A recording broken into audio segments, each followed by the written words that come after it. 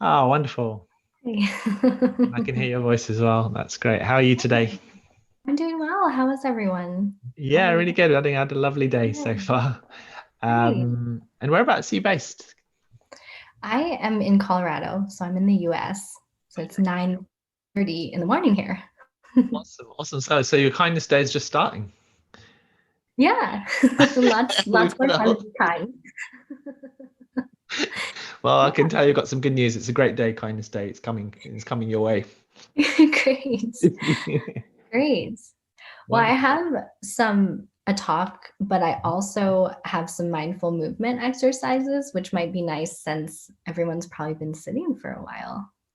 Yeah, it's wonderful. Yeah, yeah. We did a little bit of movement just now, but Okay. we've also been doing a lot of talks as well. So a bit of both would be Yeah. perfect. Would be perfect. Okay, great. So Yeah. what I'll do is feel free to introduce yourself, and yeah, Mhm. and it's over to you. Thank you so much. Okay, thank you. I am going to share my screen I do have some slides. So let me just make sure. Yeah, I'll be here anyway if it doesn't work. I'm sure it'll work. Oh, okay, let's see.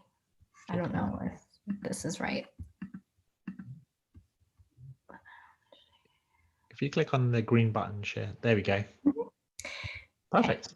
great. Let's see. All right, so I'm going to be talking about how we can find self-compassion through trauma-sensitive mindfulness. So what I do is I teach both meditation and Qigong, and Qigong is a Chinese form of mindful movement. Okay, let's see. I want you to see the other screen. All right, let me see. I apologize. I want you guys to see the other screen, but for some reason it's showing you this one. But we'll just roll with it. Can you see this okay? For the about me over here. Okay. Yes, yes, All right. I can see the about me there. Yeah. Okay. I wish it was showing you the other screen, but I don't want to try to go back. I think it'll take too much time. So, just to give you a brief about me, I have had a history of severe trauma. So, pre verbal trauma, childhood abuse, and some pretty significant adult events that I dealt with through a somatic based type of therapy. And that's kind of how I found mindfulness. And I also have had some chronic pain that was deeply linked with PTSD. So, some fibromyalgia type of pain and also chronic migraine. So, when I was going through therapy, my therapist suggested that I use some resources that were rooted in mindfulness. And then, as the pain got worse, he suggested the mindfulness based stress reduction program. And he gave the disclaimer, I haven't done this program myself, but one of my other patients said it helped with his chronic pain. And I said, lovely, I will try absolutely anything because the pain is so bad. And at the end of it, I found the pain was still in all the same locations, and it was the same severity. But what had changed was my entire perspective on it. I wasn't bothered by it anymore. It was there, but it wasn't ruling my life like it had been previously. And it changed my life and my mindset so much that I decided to completely change my career path. I'd been an audiologist for a decade. I'd studied for 8 years to get to that point of being an audiologist. But I thought, this isn't serving me anymore, and it's not serving other people. And what I want to do is teach people mindfulness. So that's how I got into teaching mindfulness. And I'm going to talk about this trauma map over here. So this is really the root of my work is I love to teach people qigong and teach people meditation who have dealt with trauma. But usually when people are dealing with trauma, we need to start with mindful movement. I've found that starting with meditation just doesn't work, and I'll talk to you about why in a little bit. But the trauma map, just to give you a real brief overview, represents what happens in the body when a person's faced with a threat or experiences a trauma. So it was first developed by Peter Levine through his observations of animals. And I think a lot of people know Peter Levine's work, but then it was modified later by the folks through trauma dynamics. So when we're talking about the map, oftentimes we start with descriptions from state 0, but I think it's actually more helpful to describe it backwards, because that's what a person experiences when they're recovering from a traumatic event. So in state 4, we're dealing with dissociation.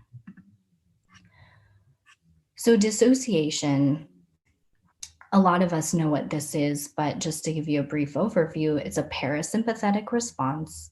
And when a person's experiencing a trauma, this is the state they reach when they believe there's absolutely no hope of escape. And the symptoms that we experience, we'll label them cold symptoms. So that's why it's blue on the map.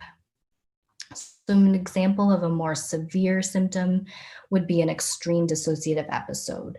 And that'd be where a person doesn't remember what they were doing or how they arrived at a place. And it can be very, very scary. Another pretty severe example would be an out-of-body experience. And I think a lot of us have had that kind of moment where our mind-body connection is disrupted. So this is where mindfulness can come in, is in those moments. And a milder but still disruptive symptom might be something like brain fog or severe depression. So we really need to work on grounding techniques here for facilitating embodiment when we're really dissociated. A lot of survivors are just totally disconnected from parts of their bodies, and they may not even realize that. So working with them through meditation, like body scan meditation or breath work, can be pretty triggering. That prolonged silence and focus on the body can cause a survivor to feel really unsafe. So I think that's why mindful movement is just a gentler pathway towards embodiment and what works best in this state. So I am going to show you actually a mindful movement exercise. So I'm going to stop this slideshow here. And let's see. Can I stop sharing my screen? I want to see if I can do that. Yeah, to stop sharing your screen. Share up here. There you go. Great. So you guys can see what we call shaking it out. So shaking it out, and feel free to do this with me if you want to. You don't have to though. So I'll describe it as I'm showing it to you. So we'll bounce up and down and just shake out our arms. And you can shake like this. You can do smaller, gentler movements like this. It's an ancient Taoist practice of letting go. And we move our entire body and shake our entire body as we just get back into embodiment. And flapping the wrists is a really important part of this. And it's really good for people who sit at a desk and at a computer all day. And this is good for people even if they haven't experienced trauma, but it's just something that I think is really, really excellent for people who are finding trouble with embodiment. And you can jump up and down if you want. You can get really big with it, or you can just be really small with it.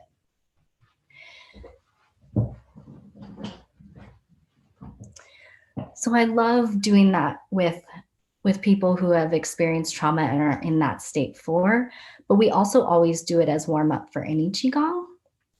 And you do it for about 2 to 3 minutes, but people can get up and do that anytime during the day. And especially when people start to notice that they're kind of floating away, not present, that's a good time to shake it out.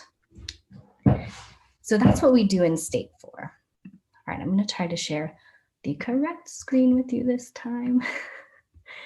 Okay.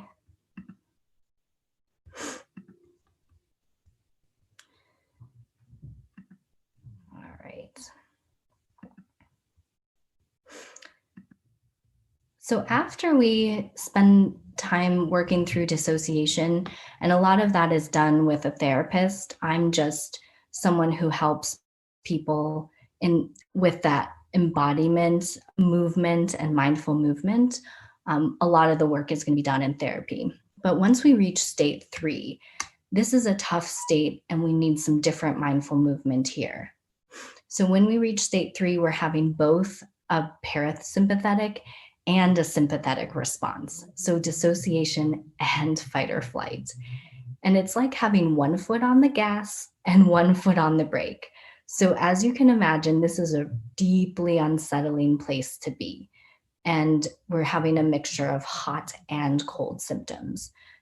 So people can feel like they're on an emotional roller coaster, but a lot of it is just the body. The body is doing that. So your dissociation is still present. So we're still working through things like shaking it out, getting present again, but we're also beginning to have that fight or flight surface. So we need some Qigong that's going to work with that. And what I find to be most helpful during this state is to start working on that emotional transformation. So that can be done through 5-element Qigong, which is one of the things I'm certified to teach. It's a really ancient Taoist form of Qigong. And I could talk about this all day, but I'm just going to give you a brief overview. So there are 5 forms, and they're dynamic movements. So these pictures are just a snapshot. But here in the upper left-hand corner, you see dragon, and dragon transforms fear to courage. So once we get into this place where we can work with emotions and we're not so dissociated, we can start doing more dynamic mindful movements, and we can work on these emotions that people are feeling. So as you can imagine, with trauma, a lot of people are experiencing a lot of different fears. And I think we all are right now in 2020. Tiger here deals with grief, transforming grief to joy. Leopard is transforming anger to forgiveness. And here's the one I love most for kindness is snake. So snake transforms anxiety to nurture. And what people are dealing with anxiety, there's a lot of that in trauma, and there's a lot of that in the world right now. But I like to focus on that nurture aspect. And this picture shows reaching out into snake grabs its prey.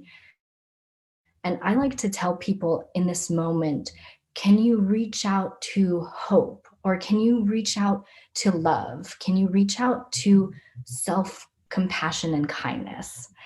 And I think that self-compassion and that self-kindness is the hardest place to get to.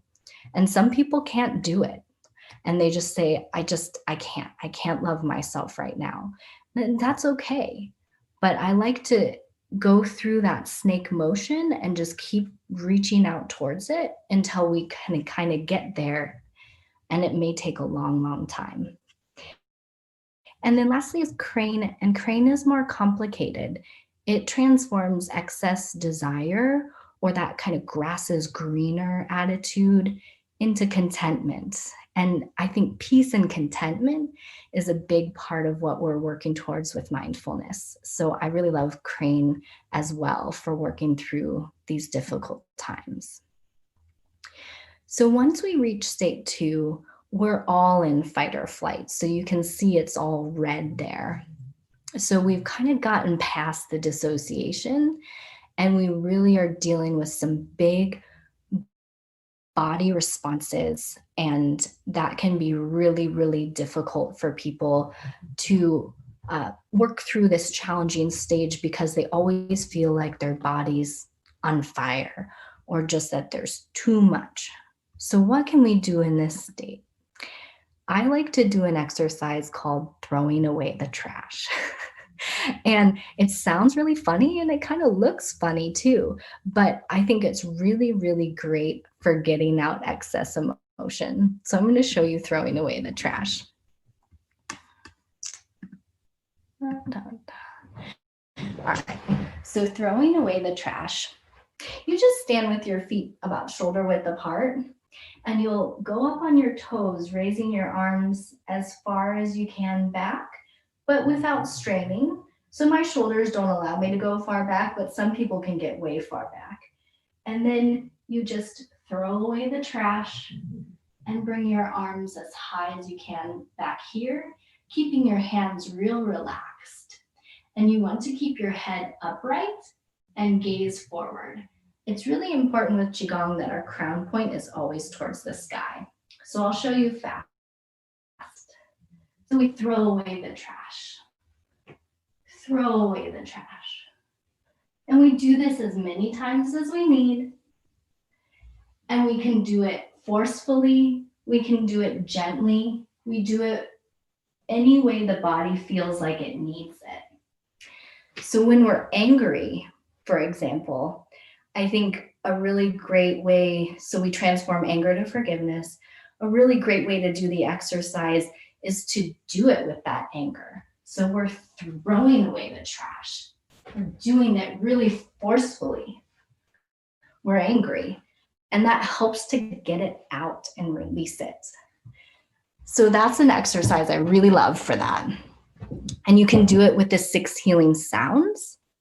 And I won't take you through all of those, but as you throw away the trash, if you're angry, the sound for that is shoo. So you just say shoo, shoo. And that vocalization really helps people to release the emotion from their body. So we're releasing it through movement, and we're also releasing it through vocalization. And I can't tell you enough how big that is for people. And it's a really, really simple exercise. Okay. So that is the last one. Actually, I think I have one more. So sorry, this going back and forth, I know it's kind of challenging to follow, but so back to the slides. All right.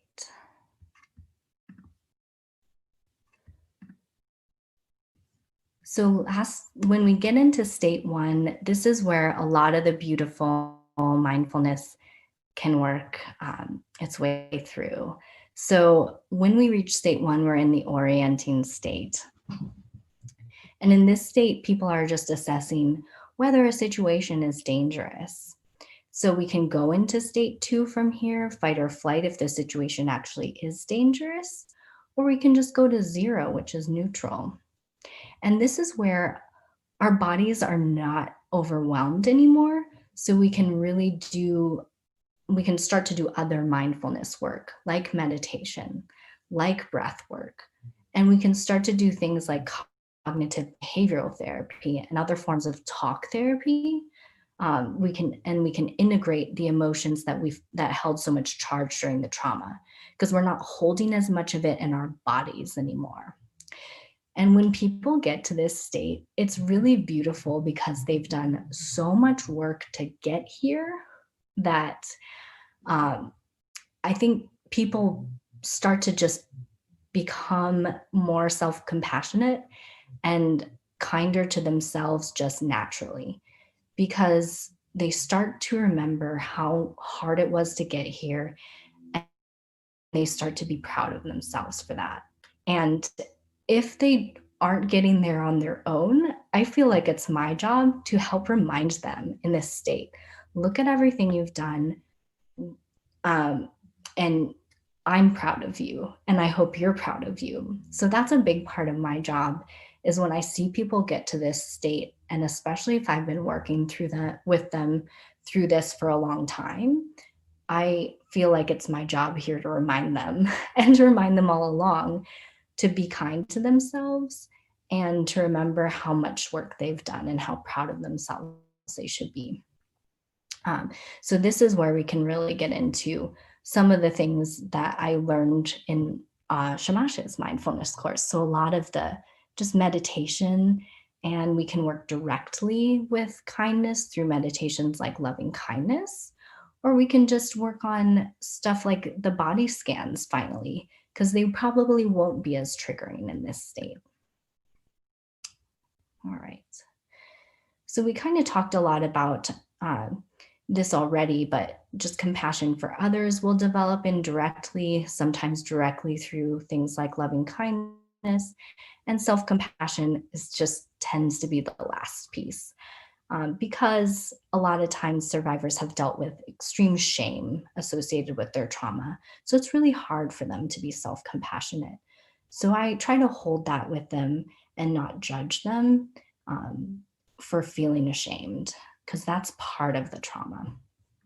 And my job is to make them feel, or to help them be embodied, to make them feel empowered through their mindfulness work, and to just really embrace them and show them community.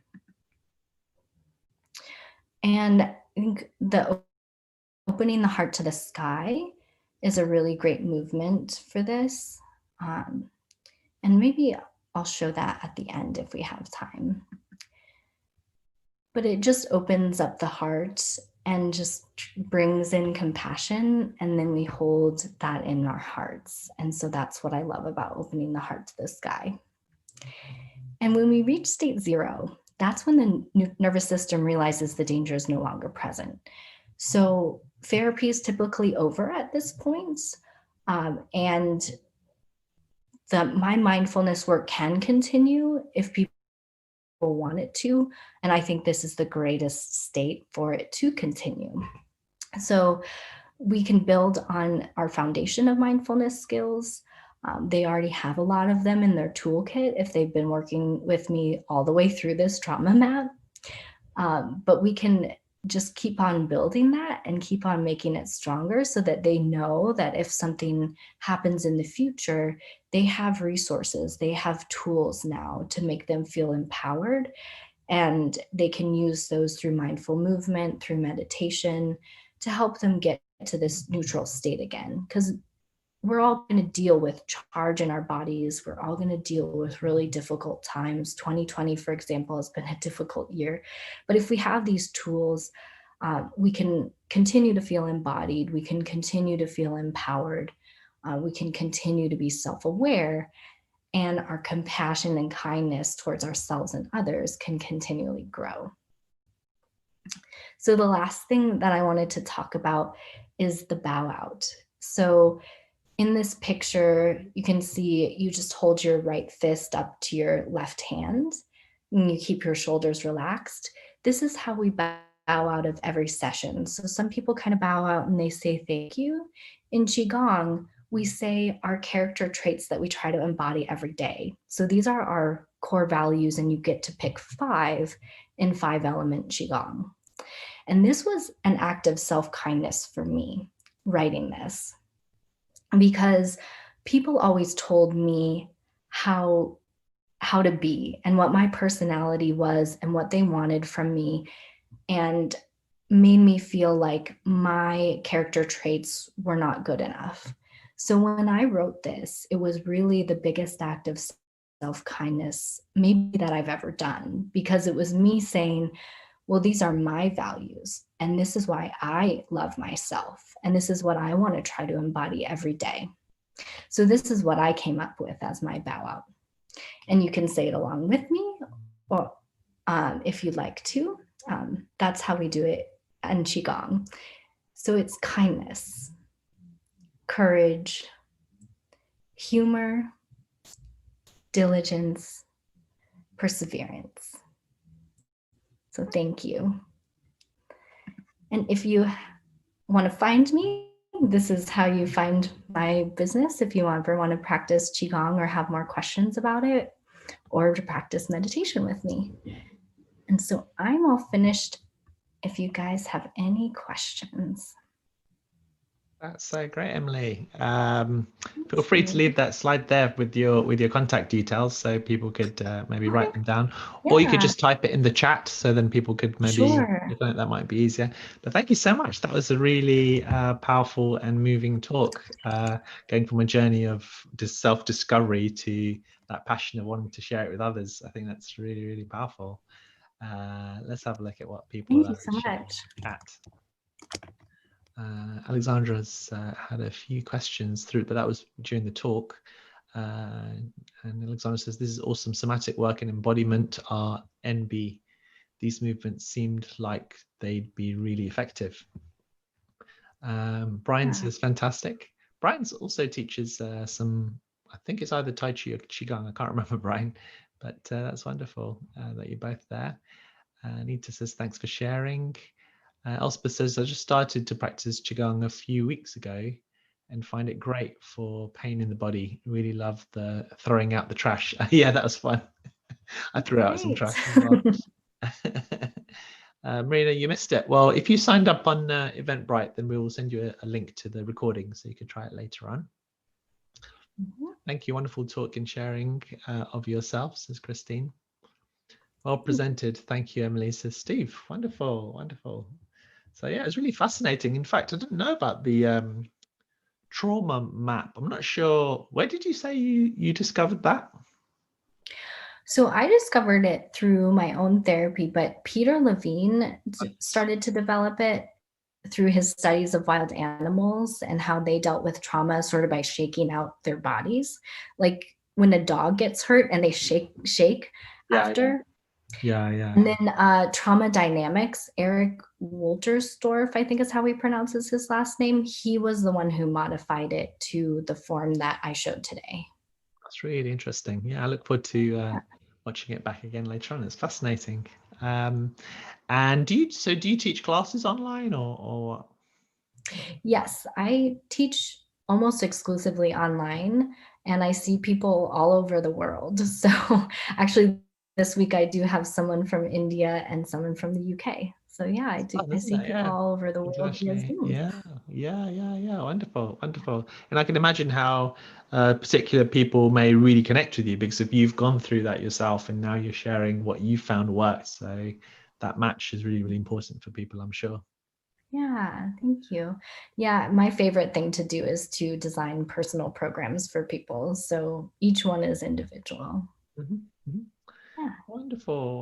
Well, I'll leave you to look at some more of the comments. And I think Alexandra's got a few specific comments and questions there, maybe potentially. So feel free to have a look at that as well.